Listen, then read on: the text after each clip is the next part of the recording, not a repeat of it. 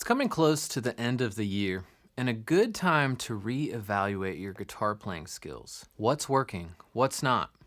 In this lesson, I'm going to share with you 5 things I wish I knew as a beginner guitarist. You might wonder, why listen to me? Well, I've coached over 25,000 guitar lessons since 2007 and worked with hundreds and hundreds of students. These mistakes aren't just my own, but I see them in my students and feel like if you learn them now, you'll maximize your progress in the coming year. Let's jump in. So let me demonstrate the first problem for you. I'll exaggerate just a bit.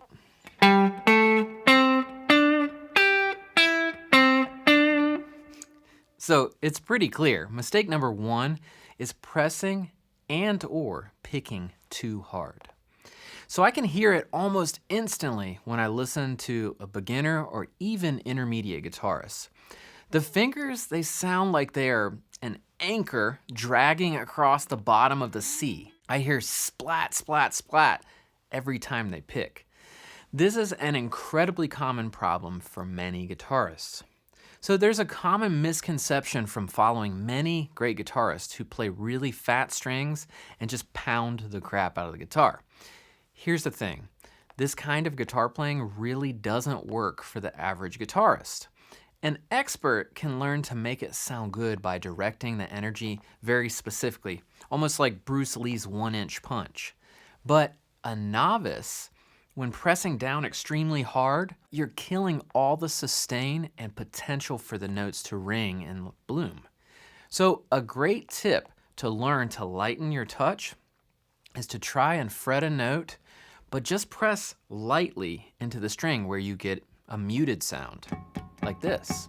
It could be any string, but you would want to practice this on all the strings and also each of the fingers. So I'm using my pointer finger here at the 5th fret of the low E string. So what you're going to do is just hold your finger there and pluck and just gently lightly start pressing down as little as possible until you find the point where the note actually starts sounding or ringing. It's kind of amazing how little energy it takes. So this lighter touch is going to make you play more in tune. It will give you more fluidity if you're changing chords, or, and especially sliding up and down the strings, because you won't have that vice grip on the neck. And it's just going to overall improve your tone massively, because if you're going to pick a lot lighter over here as well, the strings won't be slapping the fretboard crazy hard and kind of killing all the vibration. So not like this. Instead. And then you can build those dynamics in. Mistake number 2. Let me give you an example on this A backing track.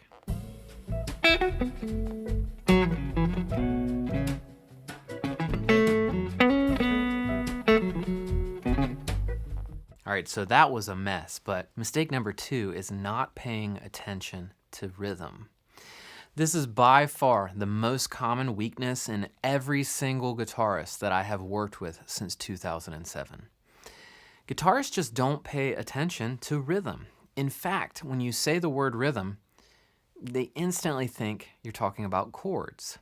However, rhythm is the time and space in which music happens, not just chords. So the average suggestion for fixing your rhythm is the generic, just practice more to a metronome. But there really are so many more valuable things that you can spend your time on. Honestly, practicing too much to a metronome and not enough to real drummers and real music won't get you playing rhythmically very quickly. So here are a couple of tips. When you listen to music, try to count along with it. 1, 2, 3, 4. 1, 2, 3, 4. Really get dialed into the rhythm. Listen to what the drummer's doing. Many times the kick drum is happening on the 1 and the 3, so that's like 1, 3, 1, 3. And the snare drum is happening on the 2 and the 4. 1, 2, 3, 4. 1, 2. And then the cymbals are decorating with faster rhythms. And sometimes you hear a little bit more, like in this track, there's a little bit more snare drum going on, but that's the essential. And then what you need to do is learn what these rhythms are called. You don't need to learn how to read music, it's not that important. But if you learn to count and hear rhythms, it will help immensely. So quarter notes are the pulse of the beat most times. So that's 1, 2, 3, 4, 1, 2, 3. Then eighth notes, 1 and 2 and 3 and 4 and 1 and 2. And triplets are going to be 1 and a 2 and a 3 and a 4 and a 1 and a 2 and a 3. And 16ths, 1E and a 2E and a 3E and a 4E and a 1E and a 2E and a 3E and a 4E and a...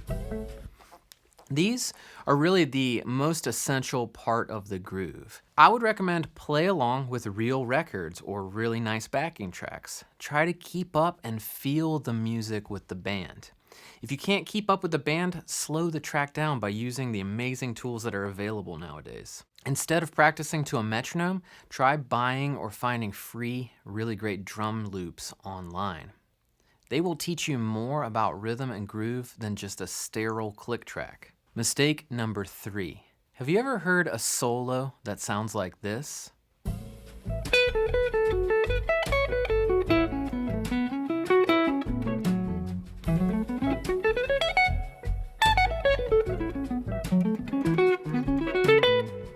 If you have, you probably didn't like it because it's not cool at all. And here's why. Because in mistake number 3, people spend too much time trying to perfect scales rather than learning how to make music with them. I can't tell you how many countless times I've been teaching a lesson and asked what a student practiced this week. They say, oh, I practiced my scales. And I say, okay, yeah, that's great. What did you do with them?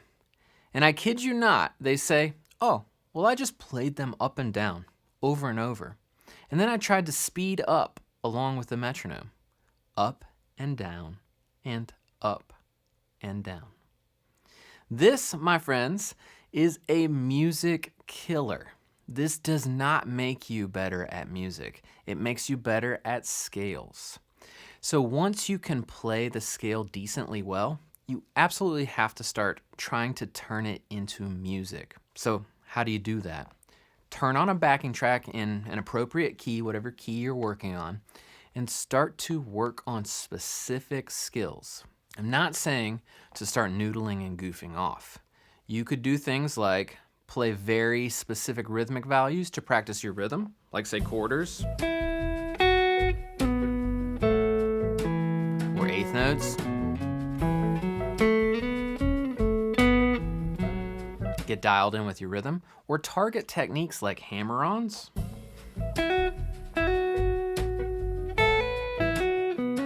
or pull-offs, bends,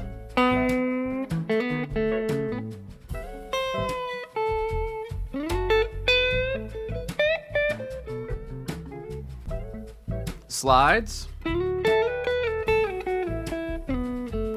or vibrato.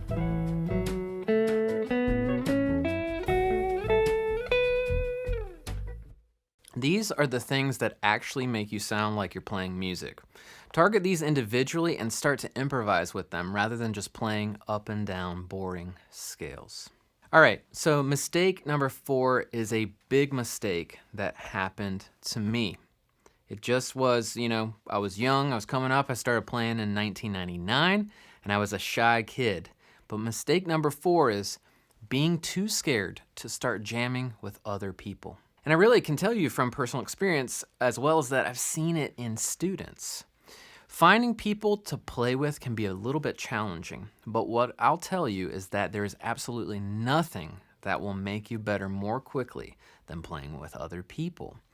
It allows you to learn faster, gain confidence, and even find your musical voice through learning to interact and play off of other people's playing. So, what I would recommend is you should actively pursue playing with other people no matter what your level is. And this one really held me back for years because I was nervous or embarrassed about not being good enough. But here's the thing, You grow so much by playing with other musicians, especially those who are better than you. You should be the weakest player in the room. And music is really meant to be shared. It's a communal thing. And even if you can't join a band or find local musicians, there are jams where you could connect, or connect online and talk about guitar and theory and, your favorite music.